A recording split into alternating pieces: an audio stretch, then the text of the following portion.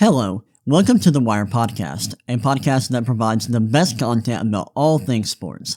I'm Ryan McCrary, and on today's episode, I'm going to start by talking about two huge transactions that went down in Major League Baseball recently. We've got the Corbin Burnes trade and Bobby Witt Jr. signing a big contract extension with the Kansas City Royals. After that, I want to talk about this year's NBA trade deadline, which was yesterday on Thursday. I'm recording this on Friday. And then to close out the podcast, I want to preview this year's Super Bowl between the Kansas City Chiefs and the San Francisco 49ers. I think that game is going to be awesome, and I can't wait to talk about it. Well, that's what we have on tap for today's episode. I hope you're excited. I know I am. And let's go ahead and dive right in.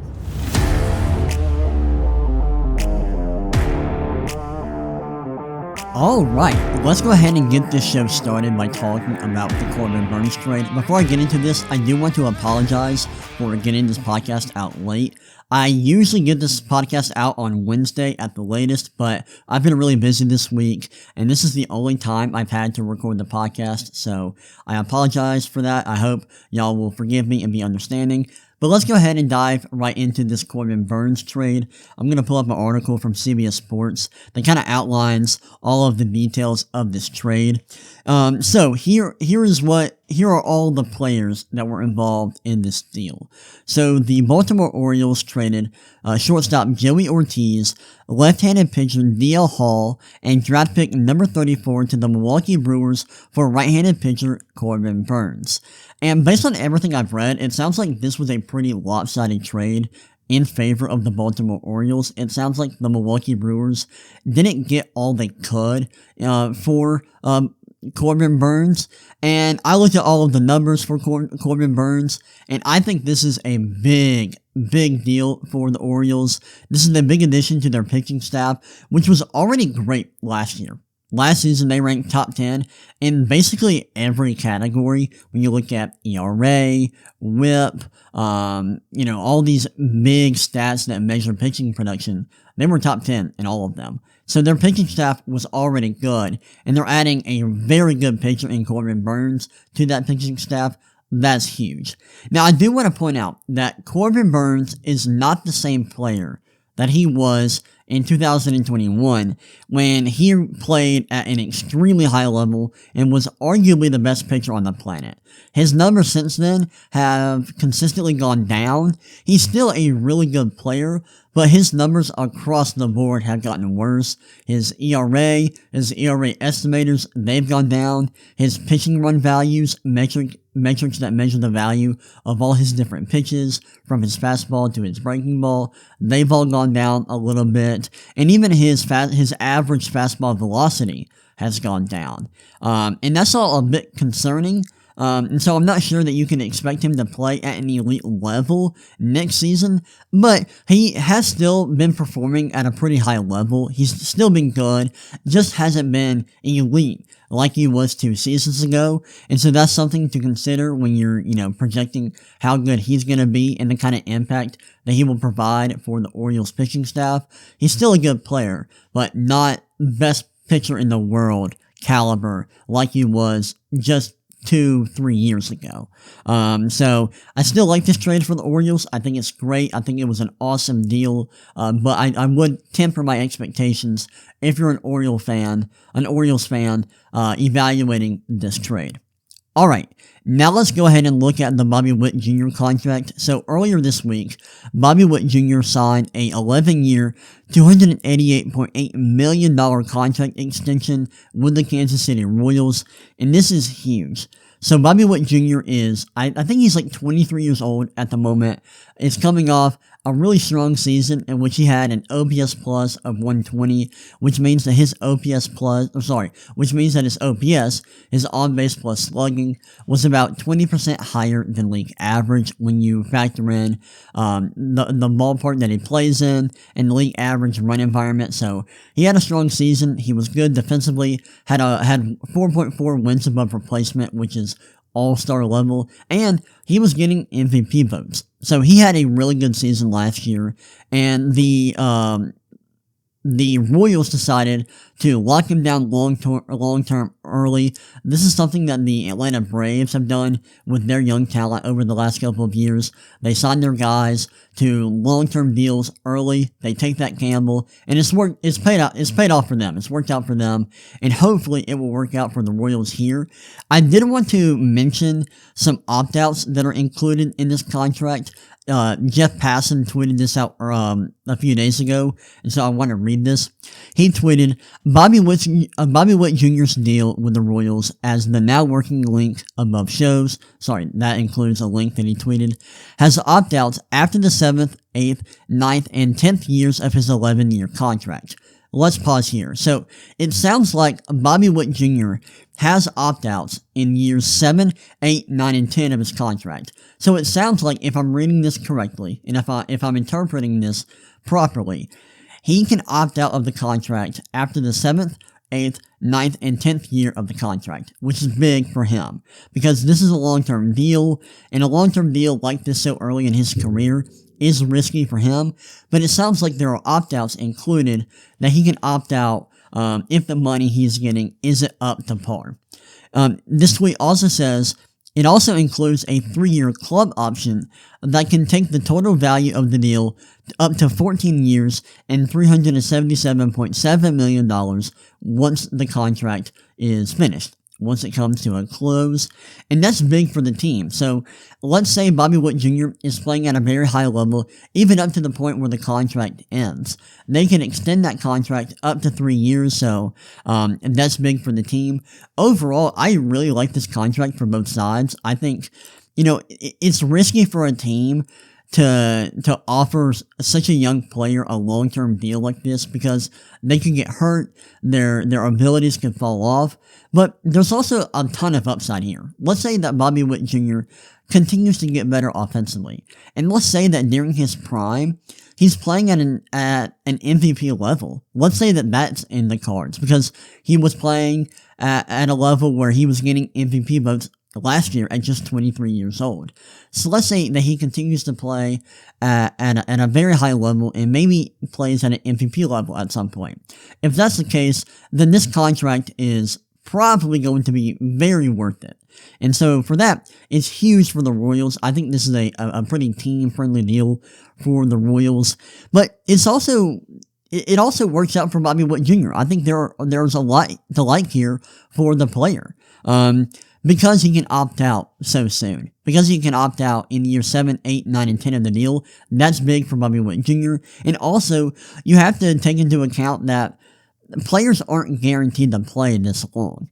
And so, he's getting guaranteed money for over a decade. And that is huge for any player. And yes, he may be losing value at some point during his prime. But there's some security there in taking a long-term deal right now that's going to pay him guaranteed money for over a decade. That's enticing, and for that, I understand why he signed a deal like this. And overall, I think it's a good deal for both sides. I think it makes sense for both the player and the team. And hopefully, it works out for both sides, and hopefully Bobby Witt Jr. continues to get better. And maybe at some point, they can restructure the deal and get him more money. But for now, I like this contract, and I think it is a good move for both the team and the player. Alright, those are my thoughts on the two big transactions that we saw occur in Major League Baseball over the last week.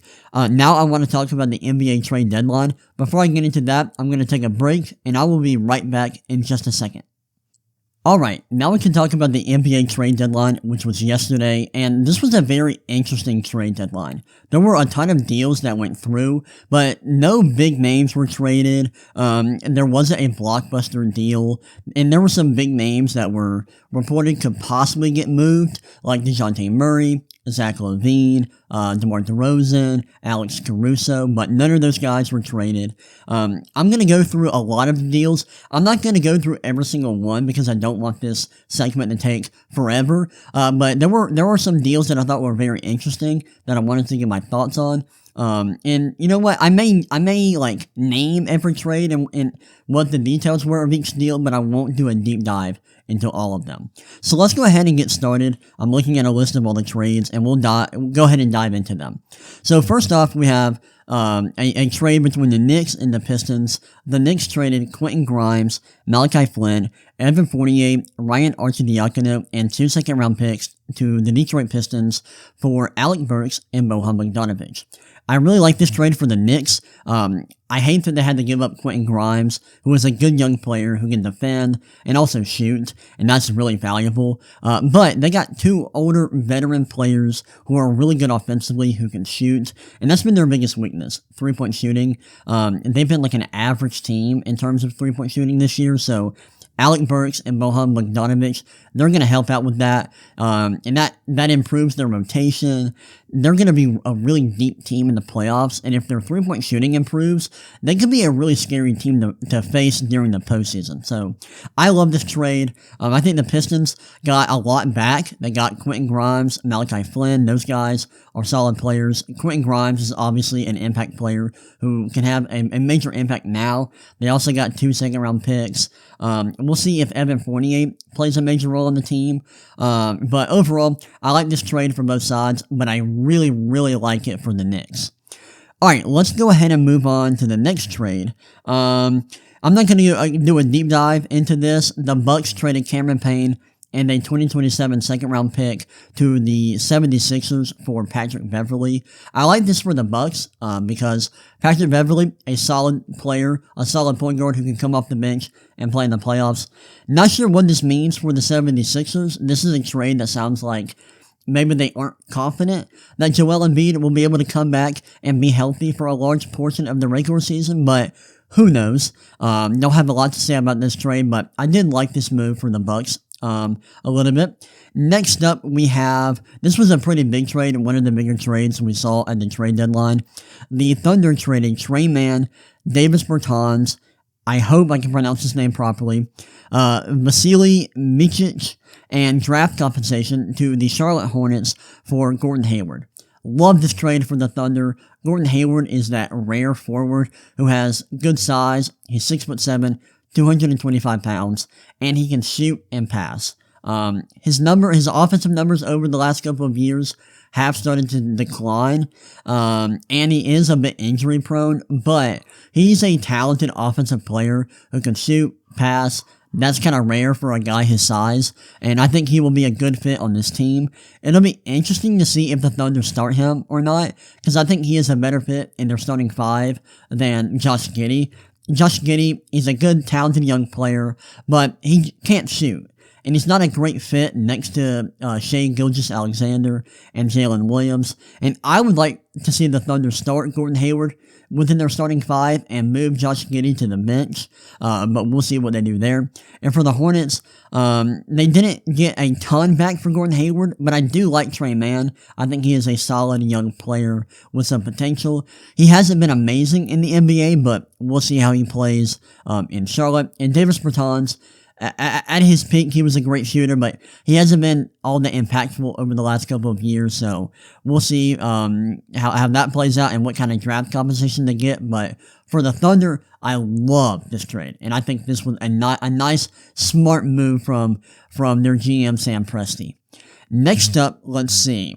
I wanted to talk about this trade. The Mavericks, they traded Grant Williams, Seth Curry, and a first-round pick to the Charlotte Hornets in return for PJ Washington and 2 second-round picks. Solid trade all around. I like this for the Mavericks, getting PJ Washington, who is a talented young player.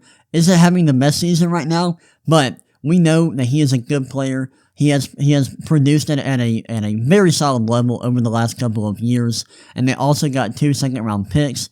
They offloaded the Grant Williams contract, did have to move a first-round pick, but they're a team that's trying to win, and I think this move makes sense for them. I like the Hornets getting a first-round pick and also getting some talent there in Grant Williams, who's young and has played in the playoffs, and they also got Seth Curry. So overall, I thought this was a solid move from both teams, and I think it makes a lot of sense for both sides. Next up, we have another trade involving the Mavericks. They traded Richaun Holmes and a 2024 first-round pick to the Washington Wizards in return for Daniel Gafford. I love Daniel Gafford. I'm a big fan of his. Great offensive rebounder who can finish around the basket. And they gave up Richaun Holmes and a first-round pick. A solid return for the Wizards. This is another trade where I think it makes a lot of sense for both sides. And I actually like it a lot for both teams. So shout out to both teams here, making a nice all-around move here. I like that trade for both teams. Next up, we have the Celtics trading Lamar Stevens, a 2027 second-round pick via the Hawks, and a 2030 second-round pick via the Mavericks to the Memphis Grizzlies in return for Xavier Tillman. Not going to do a deep dive into that. Then we have another big trade, which I thought was a weird move, and I'll get into that. So the Toronto Raptors traded Kira Lewis Jr., Otto Porter Jr., and a 2024 first-round pick to the Utah Jazz for Kelly Olynyk and Ochai Agbaji. Weird trade for the Raptors because, and I love Kelly Olynyk. I think he is a great role player, and Ochai Agbaji, he's young, has shown flashes. I love what they got in return, but I'm just not sure that this trade makes sense for them in terms of their timeline. Like, this is the kind of trade that you make if you're like a contender or a playoff team that's trying to improve your roster to make a run in the playoffs. But the Raptors aren't really in that position, so I'm not sure why they made a move like this. It's a decent package for Kelly Olynyk, but just I didn't think that they were the team that was going to make a trade like this. And if that's all that it took to get Kelly Olynyk, I'm surprised that another team that is a contender or is a good playoff caliber team didn't try to swoop in and make a better deal. So that shocked me. For the Jazz, I thought they could have gotten more for Kelly Olynyk and Agbaji. I thought they could have gotten maybe another pick or a better player in the package. So, weird trade all around. I like what the Raptors got. I'm just not sure that this trade really makes sense for them at the moment. Alright, let's go ahead and move on. This was an interesting trade here that I just saw. The Raptors traded Dennis Schroeder and Thaddeus Young to the Nets in return for Spencer Dinwiddie. It sounds like Dinwiddie is going to be cut, and this is an interesting move too. So, like, if you're going to make the Kelly Olynyk trade, why make this trade? Maybe there's something going on here that I'm just not sure about that I don't know. But this is a trade. This looks like a trade where they're selling players and trying to just unload contracts. So, like, I don't know what the Raptors were doing or what they were doing at the trade deadline. The moves they made didn't make a ton of sense, in my opinion, but who knows? I like this trade for the Nets. I think it gives them two good players that can provide impact for their team. But yeah, another weird trade for the Raptors that I'm not sure what their timeline is and what they're doing and what like the long-term goal is for this team. I'm just not sure. Let's go ahead and move on, though. Another big trade here. The Philadelphia 76ers traded Marcus Morris, Furkan Korkmaz, and 3 second-round picks to the Indiana Pacers in return for Buddy Hield. I love this trade for the 76ers. It gives them shooting. I think it gives them a player that can play in the playoffs, and this trade improves their roster. And for the Indiana Pacers, this is a really underwhelming Buddy Hield trade. And Hield has been in trade rumors for like 2-3 years. I don't know how long it's been, but it's been a long time. And I'm surprised that this is the return they got for him. I thought they could have gotten more. And if they did this trade, or if they traded Buddy Hield years ago, they could have gotten more. And they could have included him in a bigger deal where they could have gotten a better player. So I think this is a very disappointing trade for the Pacers, but an awesome move for the 76ers. Alright, let's see. What's another move? Here we go. We got the Indiana Pacers trading Marcus Morris and a second-round pick plus cash to the Indiana Pacers for Doug McDermott. Add some shooting for the Pacers, so I like that. And he's on an expiring contract, so I like that the Spurs were able to get something for him. Not going to go too deep into that. Then we have the Minnesota Timberwolves trading Shake Milton, Troy Brown Jr., and a 2030 second-round pick from the Timberwolves to the Detroit Pistons for Monte Morris, who was one of the best backup point guards in the league. I like that for the Timberwolves. And I think the Pistons did a solid job here. They got a pick. They got a solid player in Shake Milton, who can shoot, who's a solid player. So solid move all around, but I really, really like this for the Timberwolves specifically. Next up, we have the Phoenix Suns. This is actually a 3-team deal involving the Phoenix Suns, the Brooklyn Nets, and the Memphis Grizzlies. So the Phoenix Suns received Royce O'Neal and David Roddy. The Nets received salaries and 3 second-round picks, and the Grizzlies received something that is to be determined. And I'm not exactly sure what they got in return, but interesting trade there. Next up, we have the Pistons trading Kevin Knox, a 2024 second-round pick via the Wizards, and the draft rights to Gabriel Procida, and the Pistons received Simone Fontecchio. Interesting trade. Not going to go too deep into this. I will say that SportingNews.com gave the Jazz a B+ for this, and the Pistons a C-. So they really liked this trade for the Utah Jazz. Alright, next up, we have one of my favorite trades from the trade deadline. And this trade didn't go down yesterday, it went down a week ago. And this is actually the last trade I'm going to talk about. You have the Houston Rockets trading Victor Oladipo and 3 second-round picks to the Memphis Grizzlies for Steven Adams. Steven Adams is not playing this year due to a major knee injury, but he is a really good player. He's a great offensive rebounder. He can finish around the basket, a great role player. I think he's awesome, and I think he will be an awesome backup big for them, backing up Alperen Sengun. He won't play this year, but he will play next year, and I think this is just a very smart, long-term move. This is a great team-building decision here. I love the trade for the Rockets. I think this is awesome, and I love this trade. And that's the last move I have to talk about here. I did want to mention a few teams who didn't really do anything. That's the Atlanta Hawks, the Los Angeles Lakers, the Chicago Bulls, and the Golden State Warriors. There were rumors that these teams could make a trade at the trade deadline, but they didn't. They all stood pat. For the Atlanta Hawks, I think it made sense. As a Hawks fan, I didn't want the team to trade DeJounte Murray in a bad deal where they didn't get enough. I didn't want them to panic and make a bad deal, so I like that. For the Lakers, I'm not sure it really made sense for them to stand pat. They're a team that needs to try to contend with LeBron James and Anthony Davis still on the roster. If you're not trying to contend, I'm not sure why you wouldn't consider trading LeBron James or Anthony Davis, so I thought that was interesting. The Chicago Bulls not trading anybody made no sense. I don't know what they're doing, and if I were a Bulls fan, I'd be really upset. They're not a great team, and you have players that you can trade for a decent return, like Zach LaVine, DeMar DeRozan, Alex Caruso, Nikola Vucevic. Trade those guys, man. Like, get something in return. A rebuild. Like, be realistic about the long-term future of your team. I'm not sure what they're doing, and I didn't really understand why they did nothing at the trade deadline. I didn't think that made sense.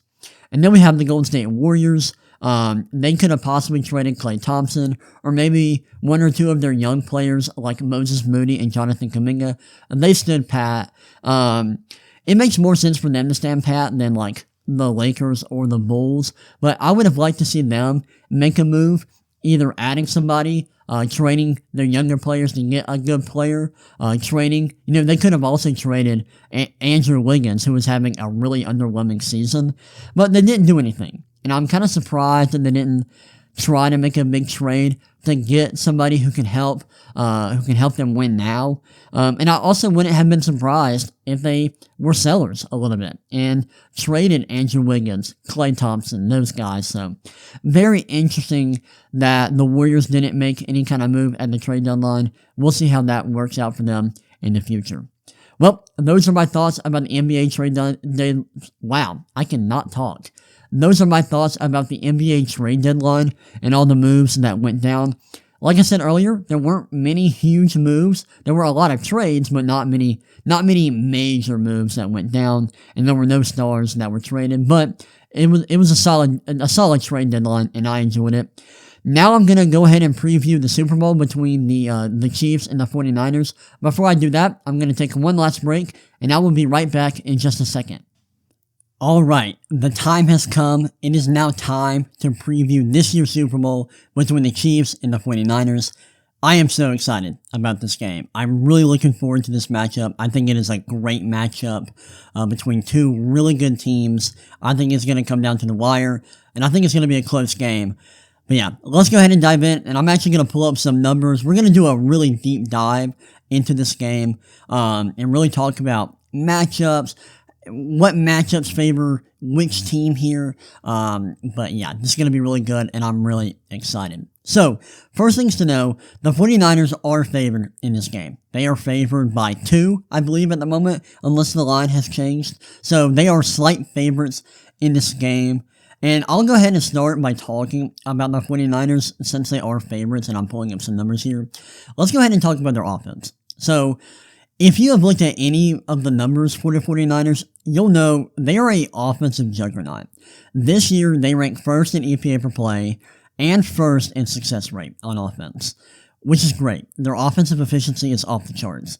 And they are elite throwing and running the ball. They are first in EPA per dropback, first in dropback success rate.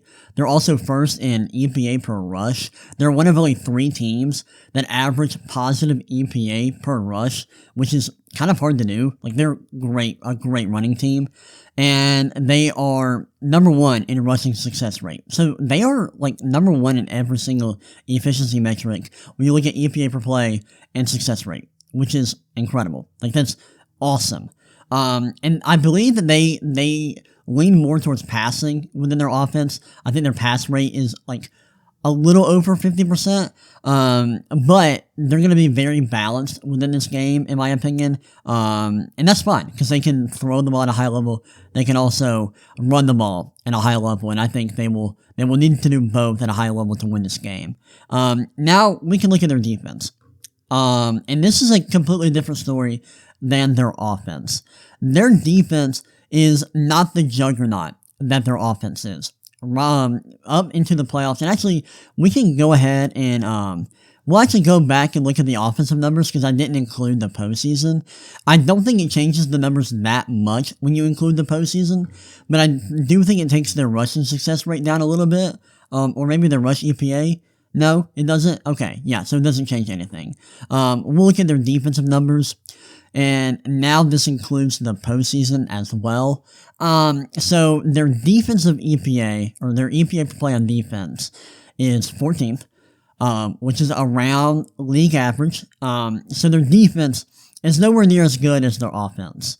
And we can look at success rate as well. That's another important metric to look at. In terms of success rate on defense, they rank 17th. Not great. And that's a little bit alarming when you're going up against a team like the Chiefs, who do have a good offense. And we can look at how their defense fares against dropbacks and against the run. Their EPA per dropback allowed is 5th. So they do have a good pass defense.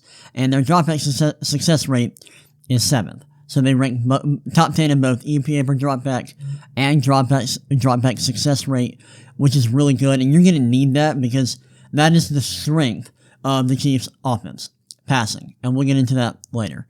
But the one critical issue with the 49ers defense is their run defense. They cannot stop the run at all. Their EPA per rush is 27th. Really, really bad. And their rushing success rate on defense is 30th. That is really bad. So that is a major weakness with this team that the Chiefs can possibly exploit. Now, I wanted to look at their team PFF grades. So if you look at PFF, if you have a PFF premium account, you can look at how teams grade in all these different areas. You can see how their defense grades, how their run defense grades, their tackling, their pass rush coverage, all of that. The 49ers are elite in terms of coverage and their pass rush. They rank top 3 in coverage grade and pass rush grade as a team, which is really good. And overall, their defense ranks 3rd in PFF grade, which is interesting. I think that's interesting to note. And then offensively, they're great across the board. They rank number 1 in team PFF grade. They rank number 1 in PFF run grade, rushing grade. Their run blocking grade is number 1. Their pass blocking grade is low. That's like one of their biggest weaknesses. Their offensive line is not great at protecting the passer, but overall, they're a great team. They do have some weaknesses here and there, like their pass blocking and their run defense, but still a really good team, a historically good team at that. Like they are an awesome team, but they do have some weaknesses that the Chiefs can exploit. Now let's look at the Chiefs. Let's talk about them for a little bit. And I want to talk about their offense first. So, while the 49ers are this offensive juggernaut, the Chiefs aren't quite there. They're good offensively, but I wouldn't say that they are elite. I'm looking at their numbers, and this does include the playoffs. They are 10th in EPA per play, and they are 12th in success rate, which is good, but not great. Not as great as you'd want it to be. And you know what? We can even look, after I'm done looking at all these numbers, we can look at their numbers specifically in the playoffs. Because I think their playoff numbers are worse than you might expect. Now we can look at how their offense fares in terms of dropbacks and rushes. So their EPA per dropback is 8th, and their dropback success rate is 6th. So the strength of their offense is their passing game, which should be no surprise if you watch this team. And now we'll look at their run game. Their run game is pretty weak. They rank 21st in EPA per rush, and they rank, 27th in rushing success rate, which is really disappointing to see because that's like the biggest weakness with the 49ers defense. The 49ers defense is not great at stopping the run. That was very apparent if you watched their game against the Lions in the NFC Championship. And if the Chiefs can't exploit this weakness, I do think they're going to have a hard time winning this game. So the Chiefs run game versus the 49ers run defense, that is going to be a big matchup to look out for while you're watching this game. Now, I did say that I wanted to look at the Chiefs' offensive numbers just in the playoffs, and I'm going to do that right here. And let's see. So we have all the playoff teams here. And in terms of EPA per play, they rank 7th. And of course, this includes all the playoff teams. So some teams play just one game. Some teams play more than that. In terms of EPA per play, the Chiefs offense ranks 7th. In terms of success rate, they rank 8th. In terms of EPA per dropback, they do rank 3rd, which is great to see. And in terms of dropback success rate, they rank 4th, which is also really good to see. Then you look at EPA per rush, they rank 11th. And in terms of rushing success rate, they rank 12th. So their passing game has been really good and really efficient in the playoffs, but they haven't been able to run the ball all that well and all that efficiently.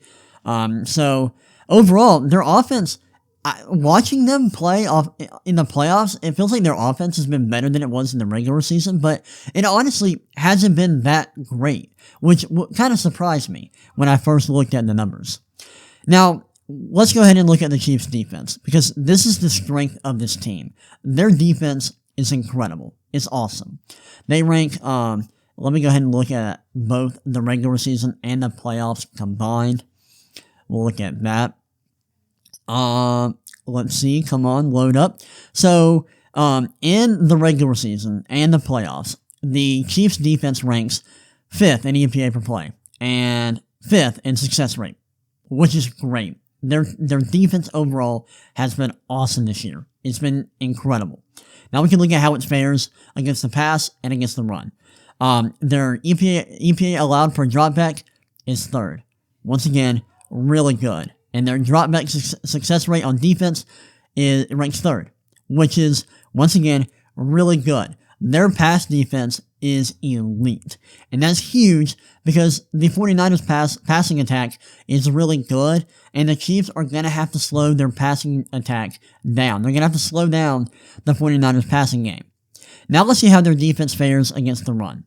So in terms of EPA allowed per rush, it's bad. They rank 28th in this metric. And in terms of rushing success rate, their defense ranks 23rd. So like the 49ers, their run defense is not very good. And we can look at their team PFF grades like we did with the 49ers. So I'm looking at their defense. Their coverage grade, in terms of this, they rank 10th. And then pass rush, they rank a little bit lower, 17th. So I think that the 49ers pass defense, when you look at these like film-based grades and the efficiency, it's better than the Chiefs, arguably. And I'll go ahead and look at their EPA just to make sure I'm not crazy. Yeah, it's good. Their efficiency, in terms of EPA and success rate, is not as good as the Chiefs, but the grading is better. So, you like to see that if you're a 49ers fan. Let's see, what are some other weaknesses for the Chiefs team? I'm looking at their grading here. In terms of the offense, the grades are interesting. They rank 11th in their overall offensive PFF grade. They rank 5th in their PFF's passing grade. The 49ers rank 10th, which makes sense because Mahomes, he had a really good year, especially in the postseason when he turned it up and he's been amazing in the postseason. And Brock Purdy was great in the regular season, but kind of tailed off in the playoffs a little bit. We can look at their run grade. We already looked at that for the 49ers. The Chiefs, their rushing efficiency is not great, but their PFF rushing grade is 10th in the NFL, which is good to see. Now let's look at the Chiefs' offensive line's grading. So in terms of run blocking, they're 17th. Let me make sure that's right. Yep, I didn't misread that. And in terms of pass blocking, they are 7th.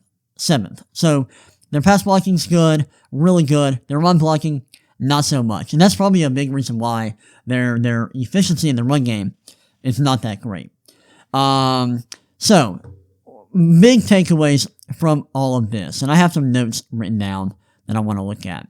I think the big thing when you look at this game is the run defense for each team. Because each team struggles defending the run, and because both teams are really good at defending the pass, I think you're going to see both teams run the ball a lot. Will each team be able to exploit the other team's weakness when it comes to defending the run? I'm not sure. We'll see, but I do think that both teams are going to try to attack that weakness, and I think we will see both teams rely on their run game a lot. And I'm really interested in watching the matchup between Steve Spagnuolo, the Chiefs defensive coordinator, and Kyle Shanahan, the 49ers head coach and offensive play caller. Can the Chiefs slow down the 49ers offense, which has been historically good this year? I think that is a big question. And if the Chiefs can't, that makes it tough for them to win this game. But if they can, that gives them a real fighting chance to win this game. So I think their defense needs to show up, and it needs to show out in the Super Bowl. Another thing I will be looking at is how the Chiefs' offense going to look. Are they going to have a lot of success throwing the ball? Are they going to be able to run the ball when they need to?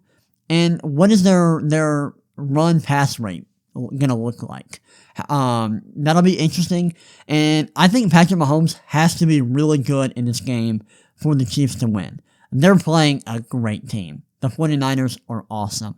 And he's going to have to be really, really good for the Chiefs to win this game. And I know he can be. Like, this is nothing new to Patrick Mahomes. He's a great quarterback, an all-time great quarterback at that. And he's going to have to play at a very high level in this game for the Chiefs to win. He's been playing exceptionally well in the playoffs, and I think that will continue, but he's going to have to step up in a big, big way in the Super Bowl. Something else I'll be looking for is Brock Purdy. How's he going to perform? He was really good in the regular season, but in the playoffs, he's been pretty bad. And I know he's been great at the end of games, and I know he's been able to extend plays outside of structure, and he's had some big runs in the fourth quarter. But overall, his play hasn't been that great in the playoffs. He's had some dropped interceptions. He's gotten lucky there. Is his decision-making going to be good in this game? And is he going to have a strong performance overall, where he's making good decisions? He's accurate. He's making big plays down the field. He's running when he needs to. If he does all of that, I think the 49ers have a great chance to win this game. But if he struggles and the 49ers offense isn't clicking like it did in the regular season, I think that is something that will allow the Chiefs to be close in this game and possibly win this game.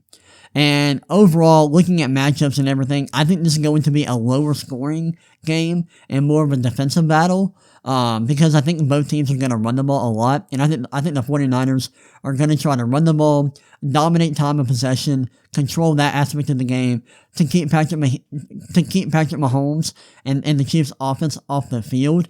And I think the Chiefs will try to exploit the 49ers run defense, which is a major weakness, and that will lead to lower scoring. I'm not expecting a high scoring shootout. Could that happen? Sure. I think both offenses are good enough for that to happen, but I think it's more likely that teams will play the matchups and run the ball a lot, and that will lead to lower scoring. Now it's time for my prediction. Who do I think is going to win this game? I have a really hard time picking this game. I've thought about it a lot because I think the 49ers are the better team, and I think matchups favor them in this game. And for that reason, I want to pick them. But the Chiefs' defense has been so good in the playoffs, and I love their defense. I love what Steve Spagnuolo has been doing in the postseason. And I have some concerns about Brock Purdy. I don't trust him yet. His decision-making has always been a bit of an issue, and it's been a huge issue in the playoffs. And I'm just worried that he's going to make too many bad decisions, and he may have a few turnovers in this game, and if that's the case, I think the Chiefs win. But if he plays well, and the 49ers are clicking on offense, I think the 49ers could win this game. And if one of these teams is going to win big, I think it's the 49ers. So my head tells me that the 49ers are the better team. They should win this game. But my heart tells me that there's something about this Chiefs team. They're playing extremely well at the right moment.